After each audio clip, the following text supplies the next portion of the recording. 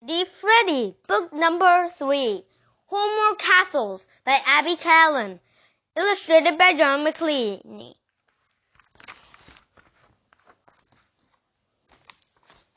I have a problem, a really big problem. I hate doing homework, and I have a report due next week. Let me tell you about it. Chapter 1, the assignment. Okay, class, said our teacher, Miss Washy. Please listen carefully. I'm going to tell you about a very special homework assignment. The class groaned.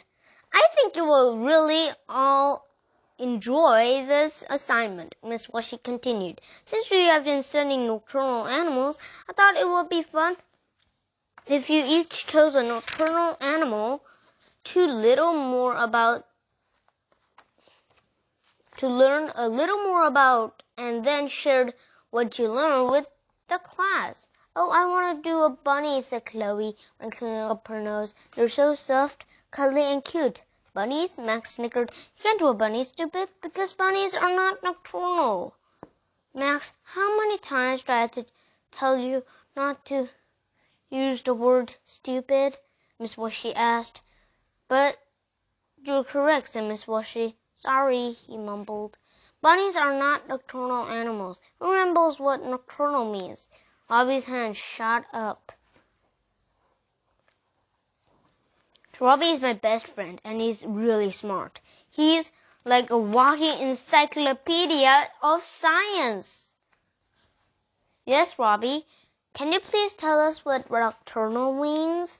If something is nocturnal, then it is awake at night and sleeps during the day. Humans are not nocturnal. They're diurnal. They like to sleep at night and are awake during the day. Very good, Robbie. That's right. Nocturnal animals do all of their work at night. They eat, hunt, and play when it is dark. Ooh, that's scary, said Chloe. I'm glad I'm not nocturnal. I'm scared of the dark, she said, pretending to shiver. Just as Max was sitting right behind her, leaned over and shouted, "Boo!" in her ear. Chloe jumped and screamed like a baby. Ah!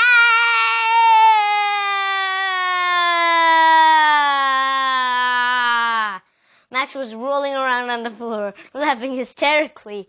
Chloe stood up, pouting, hands on her hips, and whined. Did you see what he did, Miss Washy? I think you should get a timeout. Chloe, said Miss Washy, you're not the teacher. I'll take care of this. Max, you need to apologize to Chloe. Sorry I scared you, little baby, he said, still laughing. All right, that's enough, Max. Please go sit in the chair over there. Max got up to go sit in the chair on the other side of the room, and Chloe smoothed her ruffled pink potty dress and sat down on the rug. I don't know why she wears potty dresses to school. She's such a little fancy pants. Okay, now where were we? Miss Wishy said and sighed. Oh yes, does anyone know what animal they like to do? Robbie raised his hand. I want to do geckos because I have to leopard geckos and Violet at home. I could stay up late and study her. Yes, Jessie? Said Miss Washy. I could do raccoons. My Abula calls them bandinos because they look just like little robbers with their black masks. Hey, that's what I wanted to do, Max called out from his chair. Well, said Miss Washy, maybe next time you will be a better listener and you can pick first. But for this assignment, Jessie gets to do raccoons. Aw, that's not fair, Miss Washy, Max complained. Max, not another word from you. Other kids kept raising their hands. It seemed like if everyone in the class had an idea except me. Freddy, said Miss Washy, do you have any ideas? Nope. Well, you have time to think about it. Everyone will give a little report to the class next week. You might also want to include some pictures for your animals. I wrote the assignment down on this paper to make sure you show it to your parents. This is going to be cool, Robbie whispered excitedly. Yeah, right, I whispered back. Maybe for you, Brannick. Hey, do you want to bring Violet over tonight?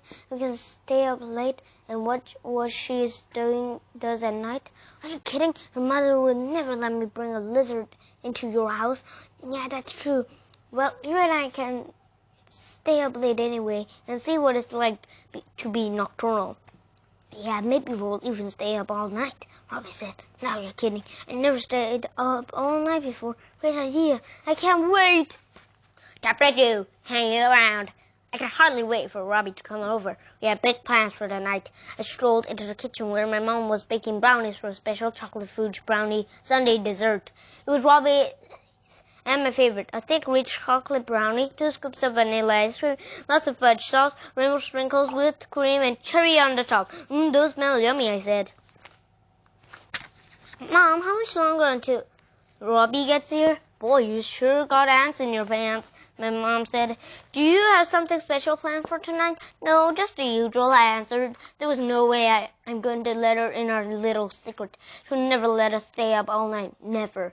Like, what do you have planned? Oh, I don't know. Watch some TV, play Trouble, trade baseball cards, tell each other ghost stories. Trouble? She asked. What kind of trouble are you planning to get into? No, Mom, the game Trouble. You know, the one where you pop that little bubble to roll the dice?